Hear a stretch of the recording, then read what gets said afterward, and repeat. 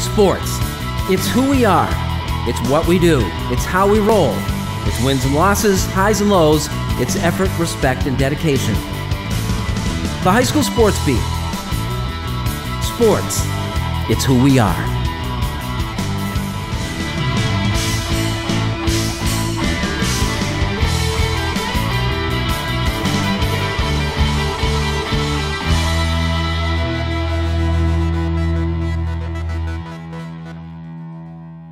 Hello, everybody, and thanks for joining us on the High School Sports Beat.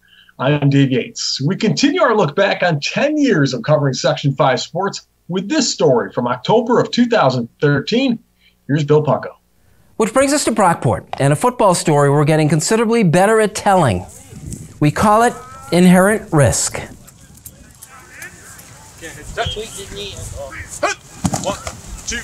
It took a while, but Brockport senior Jordan Blocker is back on the football field. I feel great. I just got to get my conditioning and stuff back up, seeing as I wasn't able to do anything for about 3 weeks. So other than that, I just feel normal. I'm glad to be back out here with the fellas, putting in hard work. 3 weeks earlier, it was a whole different story. Blocker had taken a blow to the head in a scrimmage and was left face down, semi-conscious on the field. It wasn't really scary, but it was nerve-wracking, really. Yeah. What was the sensation? You understand the tingling in the hands and the like? Oh, yeah, I just couldn't feel it. It was more of, I don't really know how to explain it, but I just couldn't feel my arms.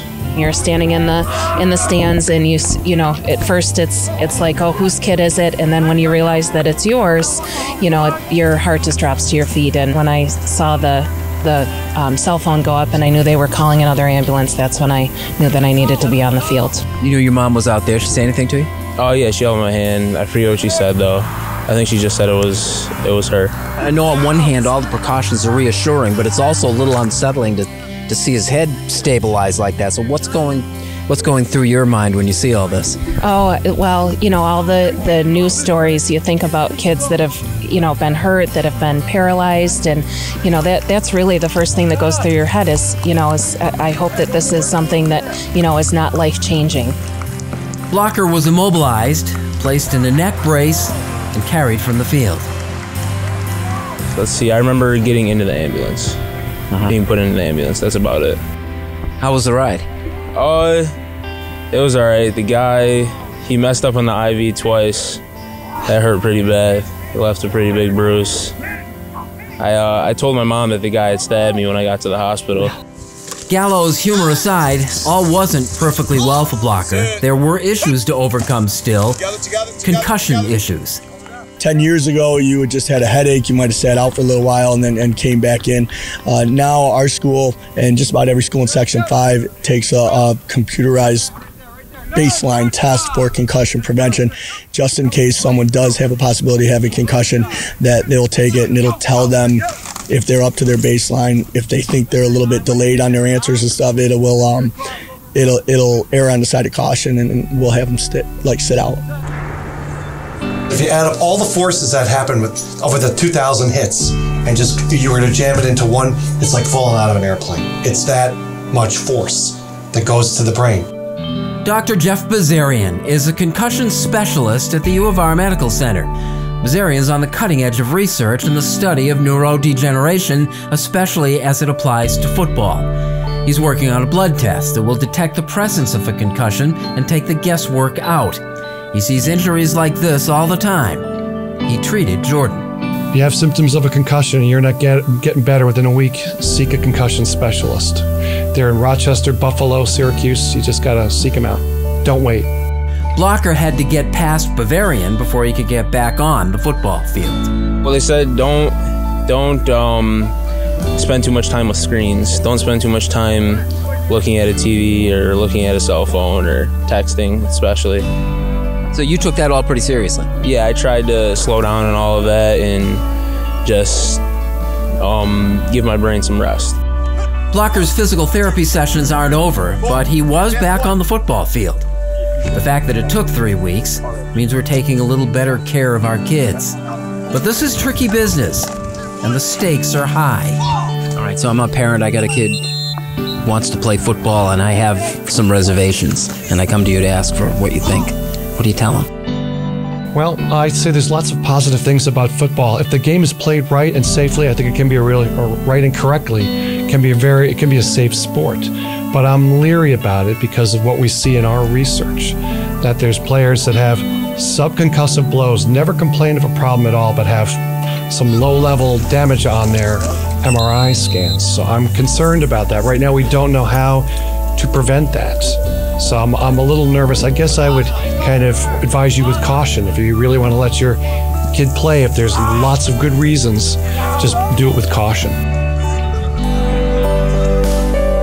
Here we go. Devils on 3. 1, 2, 3, Devils. You're getting a drink. You're on the jog. Everyone, Johnson.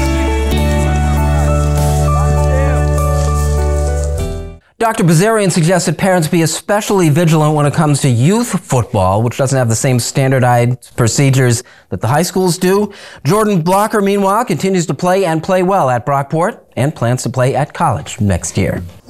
Coming up next, Matt Trabold joins us for the High School Notebook. We'll have that and more when the High School Sports Beat continues.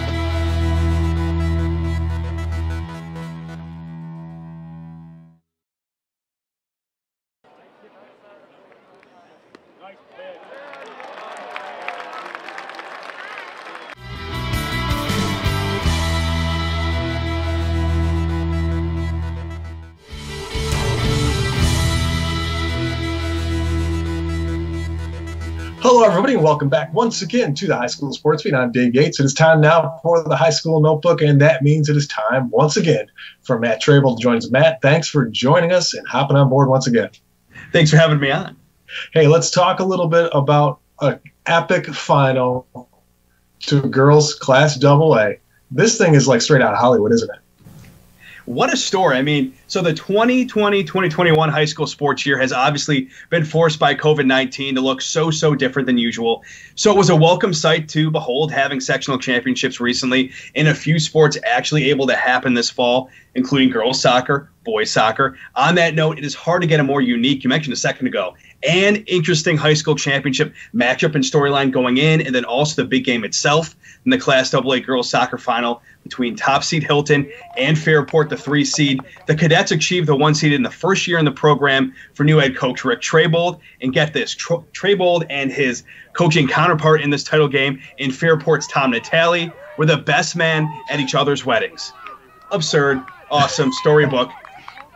As for the game itself, polished Cadets keeper Victoria Cangelosi was spectacular, again saving shots, showing why she ended the season 6th in the section in goals against average. It was scoreless until just 5 seconds left when Red Raiders freshman Olivia Kaiser won it with her first goal of the season. You really just can't ask for a more crazy, just so many different wrinkles to how absurd, and in a good way, depending on how you look at it, if you're just kind of a casual fan of Section 5 soccer. Just really an absurd, great story here. You got to love so many different storylines coming out of a game like that, and to have a freshman finish it off, boy, that's something kind of setting the bar high. It's tough to top that for the rest of your career at Fairport, but good for her. Hey, let's talk about great careers, one ending at the college level, now moving forward to a very promising NBA career. Some great news from the NBA draft.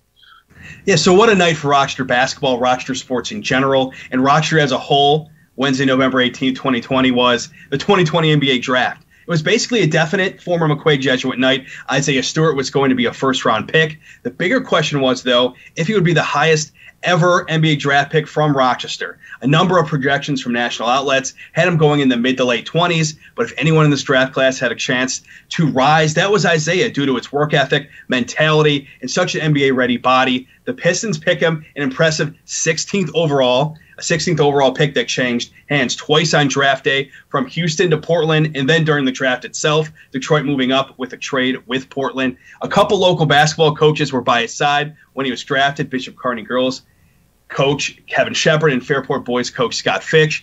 I asked Isaiah later in the night what Detroit is getting day one from Isaiah Stewart. The main theme of his response, outwork. That's what he's really been driven by and what we've known for him going forward, and also looking back at every step of the way in his basketball career so far. And that's what it takes. And talking about hard work, how about some guys real quick, local guys putting in some hard work, not on the court, but off the court to do some good. Yes, early this season, we talked about the Rochester Staple Organization Primetime 585 Ballers. Now, Karen Iglesia and her husband and former sectional championship basketball coach Gerard Iglesia put on yet another year of their free basketball camp. Now, I want to mention a Thanksgiving charity drive the organization recently held that became huge. A little over a month ago, Karen tweeted, seeing if others in the Rochester sports community wanted to donate food, money, time, give families Thanksgiving meals, and more. Derek Annexino and AQ Football, Aquinas Institute Football, that is, initially got the ball rolling after the tweet. It went from the Iglesias wanting to feed 10 families to 1,194 people and counting being fed in the end. Almost 20 Section 5 teams, along with many local businesses, organizations, volunteers, they all participated. It was so cool to see rivals like Aquinas and McQuaid side by side helping, along with teams from Mendon, Victor, the Webster schools, and so on. And shout out to my coworkers, Theo Kendall and Tom Maloney, for covering the delivery events. Great event, great cause. It's awesome to see for this community. Oh, that is fantastic, Matt. What a great time of year to hear a story like that. Hey, always great stuff, bud. Thanks for having me on, man. Of course. We'll see you next week, man. Take care. We're back with more of the High School Sports Beat right after this.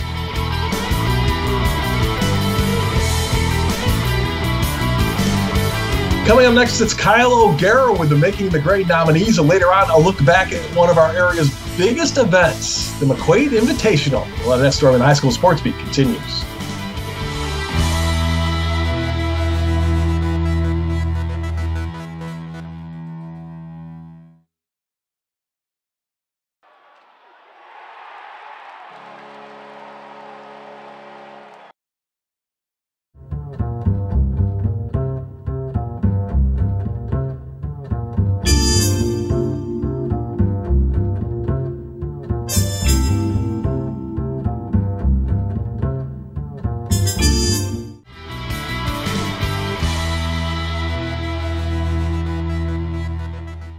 Hello everybody and welcome back to the High School Sports Beat.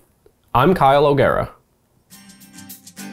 Making the grade this week is Honeoye Central Senior Clay Battle. Clay runs cross-country, indoor track, and outdoor track for the Bulldogs. Clay has been a runner on the cross-country team since middle school and recently finished in the top 10 at the 2019 Sectional Championship. In the classroom, Clay has a 97% average, is a member of the National Honor Society, and is a part of the Scholar Athlete Recognition Program every season. Outside of school, Clay is an avid skier and works at Bristol Mountain. Clay plans to attend college in the fall and major in a STEM program wherever he lands. This week, Clay Battle is making the grade.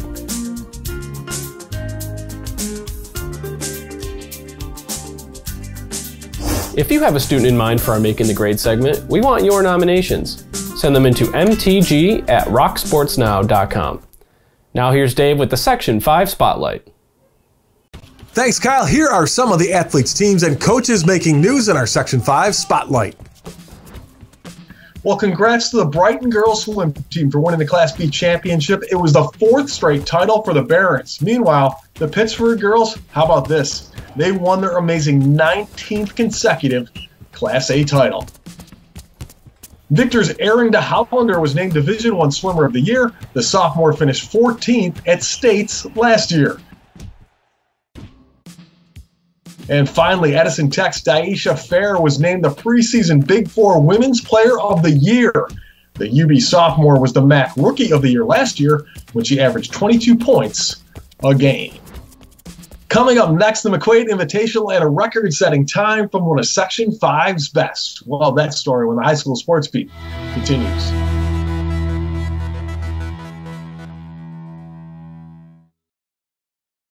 And now to Eichel. He floated one.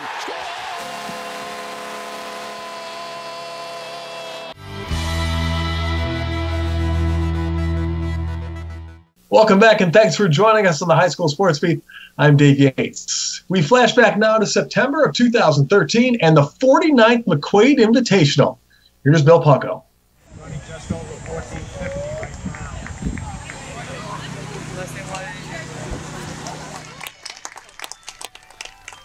For the last 41 of its 49-year run as Rochester's most prestigious cross-country meet, the McQuaid Invitational has taken place at Genesee Valley Park. We never really tried to make it bigger, but it jumped and jumped and jumped by the time we went out to RIT in 1968, we were at 75 schools. But coming here in 73 to the park really made it, because it's a great place for a meet. And we've revised the course numerous times, but it's just a wonderful place to race and watch races. Bob Bradley has been the one constant. Retired since 2006, Bob got the ball rolling in 1965. We ran through the streets of Brighton, starting right at McQuaid, and I put myself in the back seat of the Brighton squad car that was leading the race. So I had a great shot of the front of the race. Then I had to scamper out quick when I got back to campus so I could be there at the finish line. Times have certainly changed since then. The McQuaid Invitational is as much a cross-country festival as it is a meet. The field grew to a record 7,800 runners from 242 teams from as far away as Cincinnati. Good teams. Athletic powerhouses like St. Anthony's of Long Island, back after 20 years away. When you look for a race to attend, what kind of things do you look for? We look for competition and what kind of course it is for the time of year that it is. And I had been here over 20 years ago. I was here, so I kind of had an idea about the course anyway, but it just fit everything that we wanted right now. 7,800 runners, their families, a small army of volunteers, race officials, and support staff. And they all need to be fed. That job falls to the Rochester West Central Kiwanis Club, which, thanks to food donations from Wegmans of 100 cases of beverages and 1,600 hot dogs and rolls, makes this its biggest fundraiser of the year. Funds which are redistributed through the community, largely to children with special needs. Kiwanis is just one of the cottage industries spawned by the McQuaid Invitational. Porta-johns don't come cheap. They're around $100 each per day. We doubled the Porta-johns. I think we're going to have to triple next year.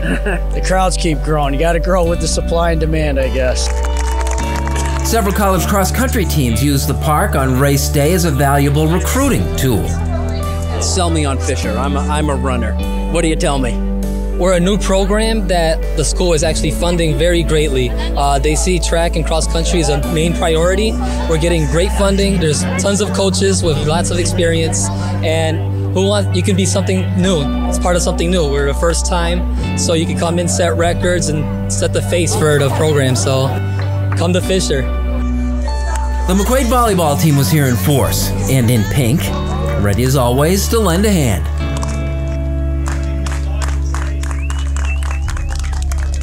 Sports community, team building, it kind of works into all that, doesn't it? Yeah, absolutely. It's I think it's a really nice, in Rochester is a really nice community of all the athletes and high school athletes and all that, so to help each other out I think is really nice. So the Invitational is about more than racing, but the race matters a lot. Among the stars of the girls' seated race was Katie Lembo of Penfield. I knew it would be like a bunch of people like up there, so I knew that I had a chance, but at the 2-mile mark is when the first place girl like caught up to me, so then I'm like, okay, I'm gonna have to try to work with her and see like how the rest of the race plays out. Lembo won this race as a junior. This year she wound up third in a stronger field. It's my favorite race of the cross-country season just because it really gets me excited when I hear that like 26 other states are going to be running in it. I mean, I love the competition. Katie's performance was eclipsed by another Section 5er, Syracuse University-bound senior Mickey Burke of Rush-Henrietta, who led from early on and headed down the stretch toward the finish line in record time. The excitement and momentum just builds through you, and just everybody roaring your name and just everybody knowing you too and came out to support you is just great. It's nothing you could ask for. The fastest boys time of the day of all the races. From Rush-Henrietta, a senior with a time of 14:25.3, Mickey Burke. Burke came in a full 10 seconds under the previous fastest time for the course, breaking a mark that stood 11 years. Record participation, a record-setting performance, perfect weather. Next year brings the 50th McQuaid Invitational. What do you do for an encore? The rodeo we put on here today, in a sense. will be enough to promote other teams, wants. And hopefully, they'll come in. Last year we had a team from Strake Jesuit.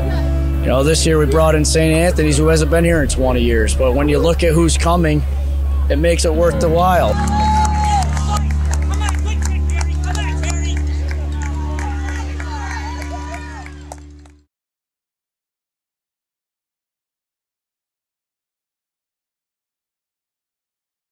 We'd like to thank the athletes, teams, and coaches in Section 5. And if you've got a story you'd like to share with us, let us know. Send an email to rocksportsnow@gmail.com. Thanks for watching. Be safe, and we'll see you back here next week for more of the High School Sports Beat.